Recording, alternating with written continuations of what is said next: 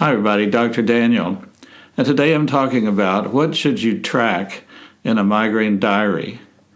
Migraines can come on suddenly, often without warning, and can even slip up on you while you're sleeping. Migraine is a very disabling neurologic condition. Keeping a migraine diary can be helpful for personal revelation and observance of migraine patterns. The diary will also be helpful for your doctor to study when you go in for a visit. So, what should you track in a migraine diary? In your diary, track, and I'm going to give you a list: the onset of your migraines, duration of migraines, pain intensity on a 1 to 10 scale, migraine relationship with menstrual cycle, sleeping pattern and nighttime occurrence or wake-up headaches, stress pattern, dietary foods, medications used for treatment, weather change, missed meals, the side of the head involved with your migraines, the time medication was given, medication retreatment, migraine duration, side of head involved, any accompanying symptoms, nausea, vomiting, light sensitivity, sound sensitivity, olfactory sensitivity, need to be written down, whether there's been work or missed school, and migraine triggers, and then days migraine-free.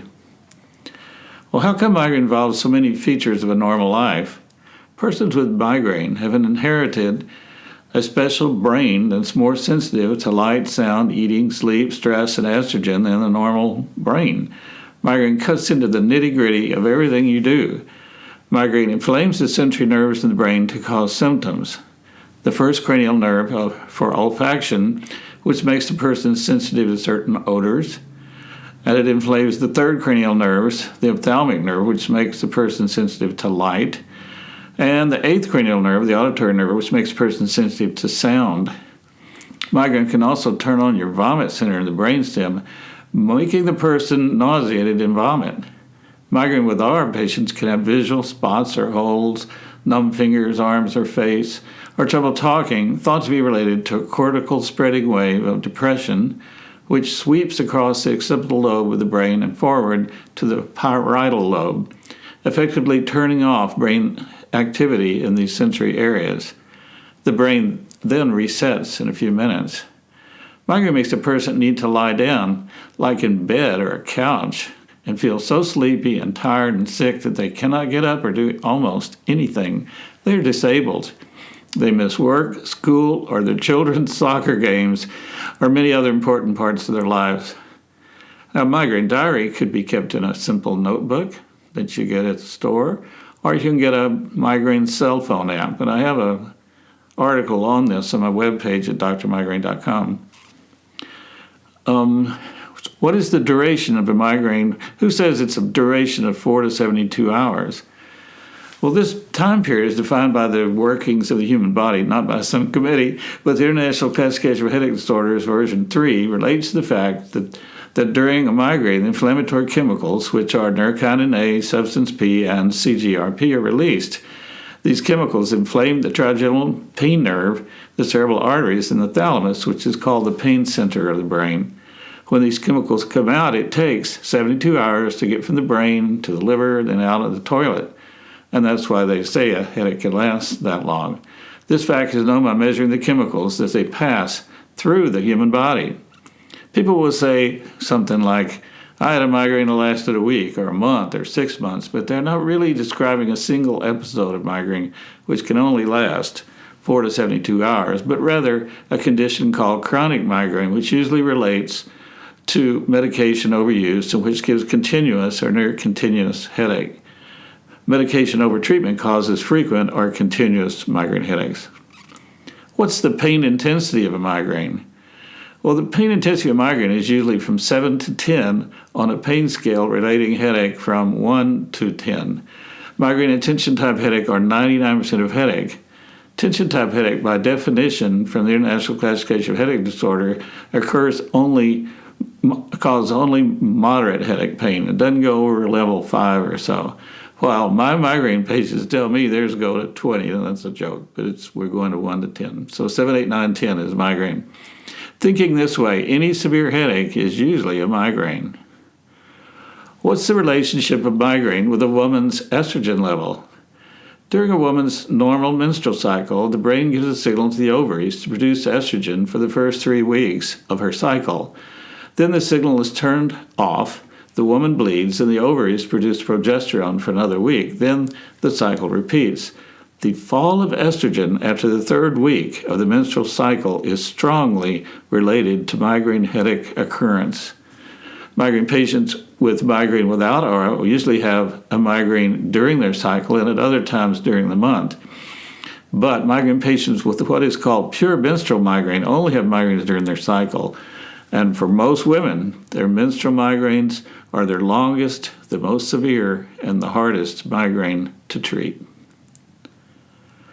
Does migraine relate to sleep? Migraine is comorbid with depression, 50%, and with generalized anxiety disorder, 40%. Both of these psychiatric conditions have trouble sleeping as cardinal symptoms. In general, even without a psychiatric condition, migraine patients do not sleep well. If you study them, they only get into light sleep, but usually not into deep sleep. For these reasons, migraine is directly related to a person's sleep cycle. Many migraineurs have attacks in the middle of the night or several hours before awakening, which is called a wake-up headache. Good sleep hygiene is an important part of treating migraine. Does migraine relate to stress? Well, stress is the number one issue that sets off a migraine. The headache may come at the time of stress or freedom from stress. It is the letdown headache, also called then. A typical story would be the busy mother who finishes all she has to do for the Christmas holidays and then has a bad migraine on Christmas Eve, Christmas Day. That's a letdown headache. An example of stress regarding migraine would be something like starting a new job or preparing for finals in college. Does migraine relate to weather change? A fall of barometric pressure is a common instigator for the start of a migraine headache. I hear that all the time in my headache practice. There are published neurologic studies that report this also. It's all over the headache literature. I always ask patients who report barometric pressure change headaches to track barometric pressure on their cell phone or their barometric pressure scale at home, then early treatment before the migraine starts. Does missing a meal bring on a migraine headache?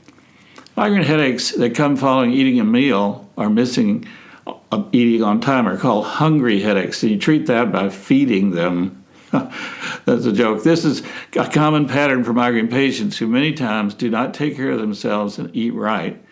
Oftentimes, young women will not eat breakfast. I've heard that over and again in my practice, talking usually young women, late teens, 20s, 30s, and through there. I point out that breakfast means breaking the fasting of sleep.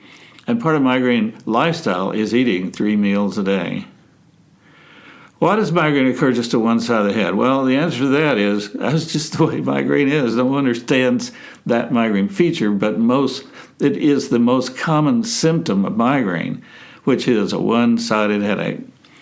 Galen, a Roman physician living in 131 to 2001 AD, describes hemicrania, a term which means half of head. With time and different translations, it became migraine in France, and in the 18th century, and in Migraine in England by the 19th century, and then finally our current word, migraine. One-sided headache occurs in about 80% of migraine patients. Also, most patients will have one predominant side where the headaches occur, such as, for instance, the right side. They'll say, 80-90% of my headaches are right-sided. Every now and then I'll have one on the left side.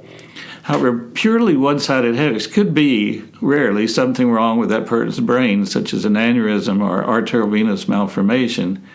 But if for that person a migraine occasionally occurs on the other side, that's a benign feature and just plain old migraine. I always feel better when I hear that.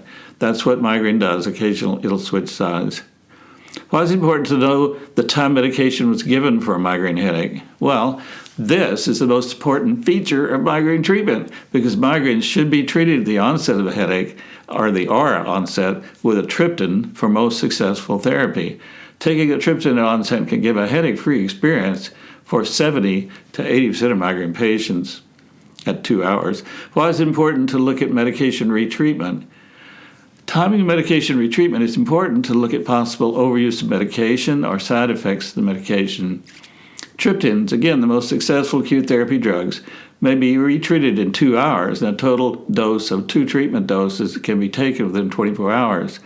However, I've seen patients taking triptans 3 or 4 doses every day for weeks to months, and they come in with medication-induced headache and daily headache. Or occasionally I'll see somebody, even though it says on the bottle, and I've explained it to them, they will just take 1 pill to get rid of the headache, and they'll come back and say, well, I only thought I could take 1. Well, no, you can take 2 pills, triptans, separated by 2 hours, and you can do that 2 days a week.